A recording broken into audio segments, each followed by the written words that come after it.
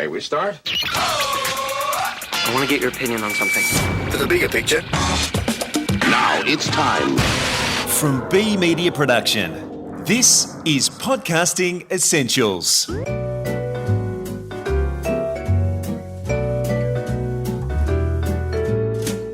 Hi, and welcome to episode 15 of Season 3. I'm Nick Schildberger, Managing Director of B Media Production.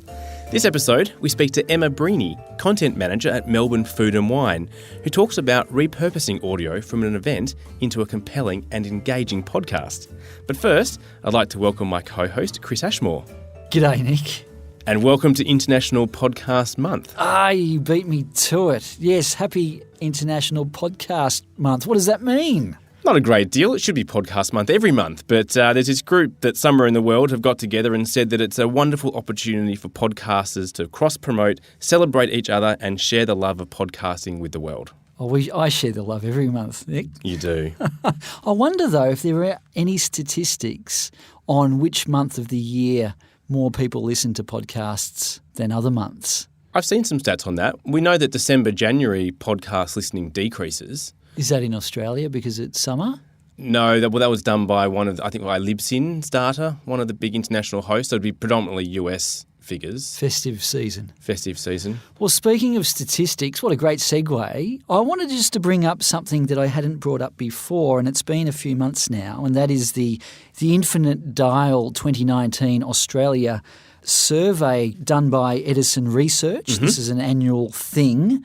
And a few things just absolutely jumped out at me, and that was consumption of audio in the car. Now, you've seen the numbers too, Nick, but let me just highlight this.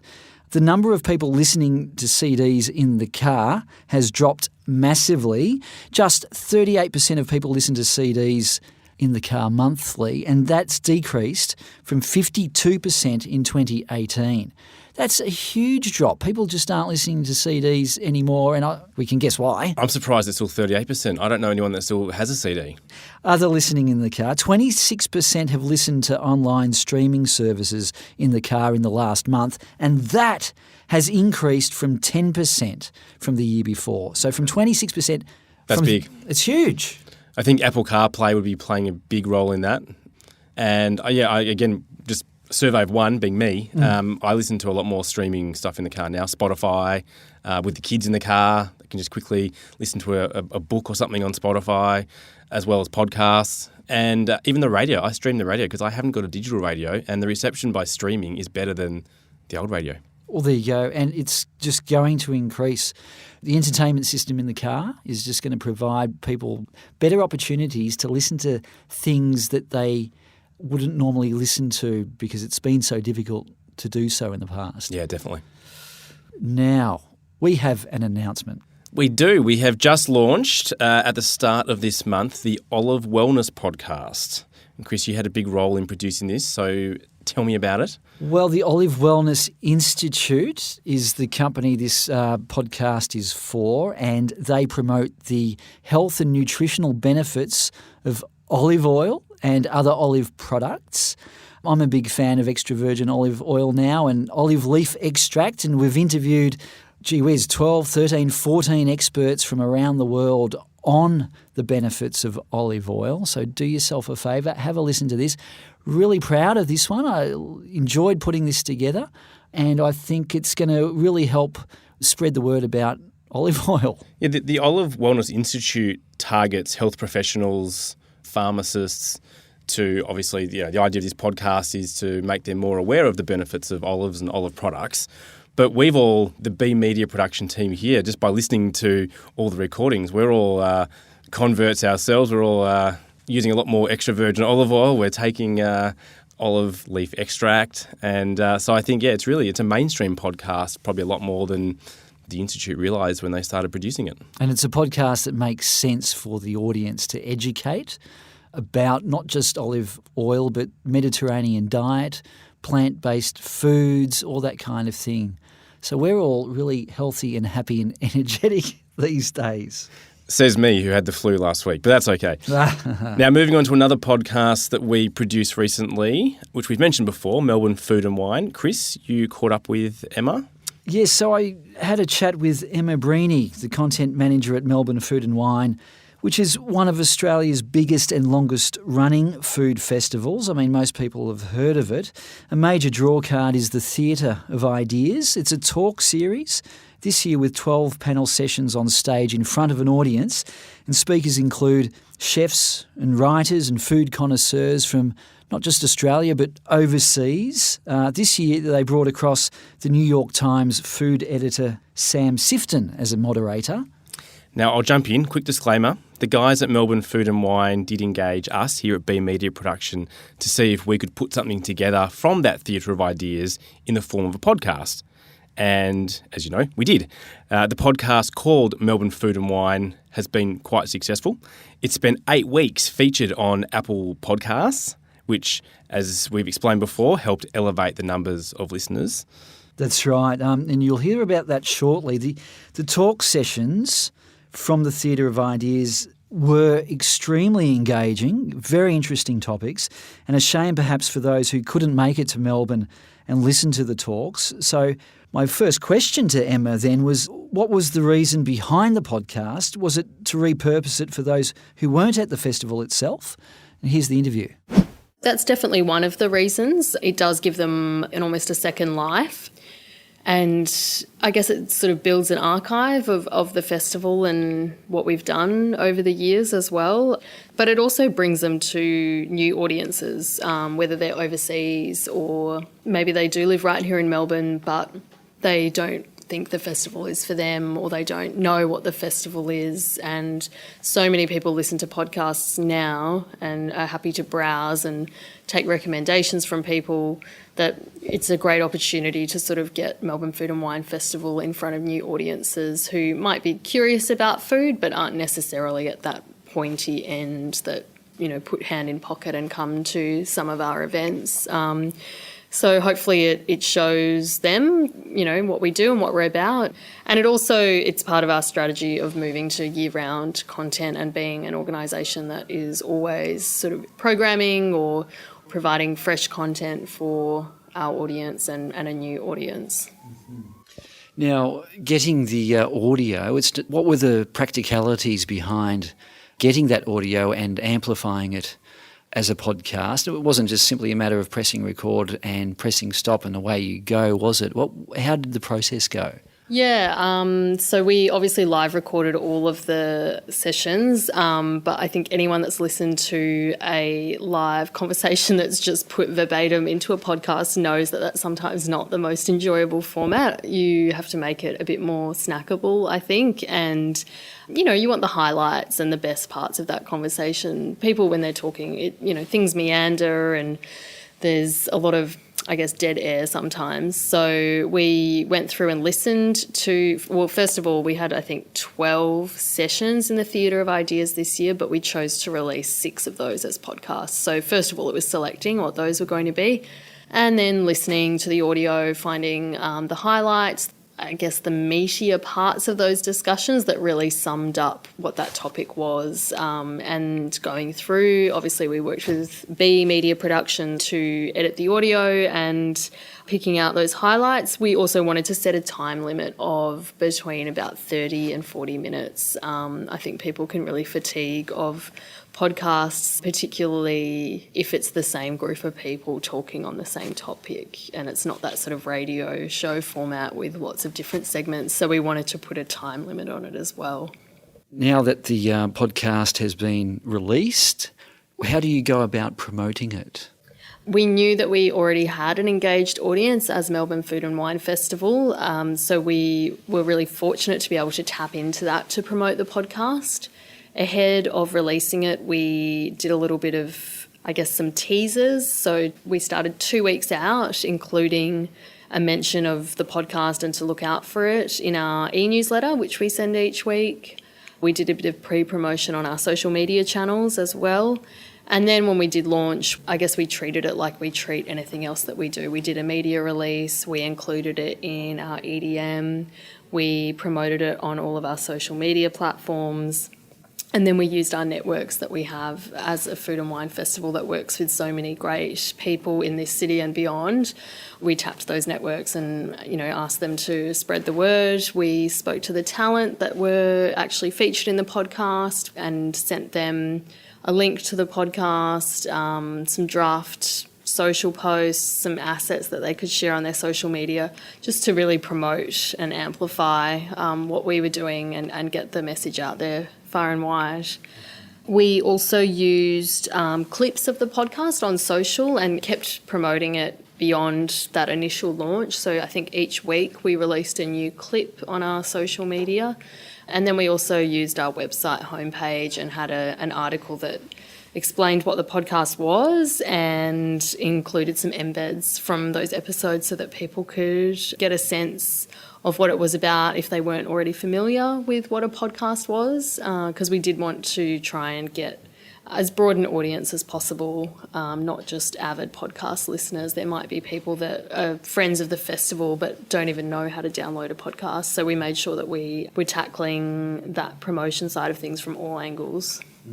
That's terrific. It's obviously important to not only produce a good podcast, but putting that effort, that time into promoting it, which you've done. One thing that we know is that it was selected on Apple's top chart for about 8 weeks. You're obviously happy with that being there? Yeah, absolutely. We were thrilled with that result. When we initially started the discussions, we knew that was one of our goals, and that getting on that featured charts or the top charts for Apple was going to be a bit of a game changer in terms of our listener numbers and our downloads. So we were absolutely thrilled with that news when we were placed there. And then to be there for 8 weeks was, an even bigger win. And that really, I guess, helped fulfill one of our aims of creating the podcast, which was to reach new audiences. Being on that homepage meant that we were a lot more discoverable for people that might not already know who we are or what we do. Which kind of leads me to what's been the reaction to the podcast, do you think? And what are your own thoughts? Has it achieved what you set out to achieve when you were first considering doing a podcast? Yeah, absolutely. I think it's exceeded a lot of our expectations, especially with that result with Apple. We got really positive feedback, people tagging us on social media and saying that they can't wait for the next episode to come out and, loved this discussion. It was really illuminating. I think it demonstrated to people what we do, where our head's at, the type of talent that our program attracts and where we hope to push things in the future as well. So absolutely, it did achieve what we wanted it to and probably even exceeded that. And amongst the team here at the Festival HQ, there was really, really positive reactions and I think, a bit of excitement and delight that we have done this thing that is probably outside of what people might expect the festival's remit to have been in the past. Well, final question, Emma, and as content manager and your experience with all kinds of content, how important do you think the growing medium of audio is for something like the Melbourne Food and Wine Festival? I think it's perfect, actually, for telling the stories behind food, which is something that's getting a lot more interest and attention in the mainstream. Anyone that listens to podcasts knows that it's a really great medium for feeling closer to a subject or to people and getting a greater understanding of it. And anything that is an audio storytelling format, I think, is really great for that and building that connection. I think also people have a real fascination with getting a little bit closer to chefs and food personalities and anyone that's, well known, and listening to their voice in your earbuds is a really great way to feel a bit closer to them. And these conversations were in a nice format where, it was respected food people interviewing other respected food people. So it really fit that format really well. It's Emma Breheny of Melbourne Food and Wine. It's been a delight working with Emma and the team at Melbourne Food and Wine. Although I've got to admit, when they first came to us to produce a podcast from a live event, I did have my reservations because I don't like listening to podcasts of live shows. A lot of the big US crime podcasts then go on tour and do a stage show, and I always skip those episodes. But what made this podcast work was Emma and the content team at Melbourne Food and Wine understood what it takes to turn a live event into a podcast.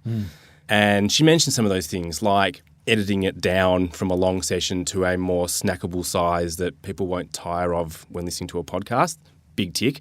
Number 2, a lot of editing. Cut out the bits that either don't make sense in a podcast form or are just a bit dull. So you've really got, it becomes a highlights show rather than just a regurgitation of the entire event. That's right. And an example would be when they're opening it up for questions from the audience, eliminating that noise of moving the microphone to the audience member and you get lost. You don't want to listen to all that. So cut all that out. Yeah, and it's just not necessary in a podcast. And some things work visually. Sometimes people might be moving around or doing things that, because you're seeing it, it makes sense, but in audio form just doesn't work. So you just chop those bits out. And the other thing was they understood the importance of using a studio to record a professional introduction, which is what you expect when you start listening to a podcast. You don't want just to hear people rabbiting away on a stage. It sort of sets the scene. And then the content, because as you said, it was a really engaging couple of days up on stage, the content then shines through, but it's been treated the right way for a podcast consumption. Mm-hmm. One thing we brought up was the fact that it was 8 weeks featured on the Apple Podcast app. And just to clarify, that's that very top part of the browse button within the app where a significant number of people who are looking for something to listen to, they go there, and this is the horizontal big picture. It's the first thing you see when you open the app. That's right, and it only accommodates 8 podcasts on there. And that, to get on there, and she said that they already knew they had an engaged audience. They had a lot of people who are interested in Melbourne Food and Wine. Apple sees that, they understand that, and that helps to get a podcast on there. So Apple knows that an audience will already be attracted to that kind of podcast. Yeah, and they did good artwork, which obviously Apple appreciate, and that helps get featured. And yeah, did the things I mentioned before about producing a high-quality podcast from a live event, which has had broad appeal. They've had thousands of downloads, which has exceeded their expectations, which has been terrific. They did a good job of the marketing too. They understood using social media, and they're in a lucky position. They've worked hard to grow a big audience, so they reached out to them in multiple different formats across different social media. They used short audiograms that we've talked about before. All those things worked really well. And they're also aware that there's a lot of people that don't listen to podcasts, and so they took the time to sort of educate people about how to listen to a podcast as part of their marketing, so that the people that were really interested in the content but had no idea what a podcast was could also hopefully tune in and listen. That's right. And before we finish, just a quick announcement. The ABC has announced the details of AusPod 2019, which is their annual podcast festival or conference. The details haven't all been released yet, but what we do know is it's back in Melbourne this year. It's on Thursday, the 3rd of October, and it's going to be at the Arts Centre this year in Melbourne. So we'll put the link in the show notes. If you're interested in podcasting and want to see a range of great speakers, buy a ticket and come along. There we go. Well, that's it for another episode of Podcasting Essentials. For more about us and how we can help you use audio content to build engagement, you can go to be.com.au. From all of us at B Media Production, thanks so much for listening.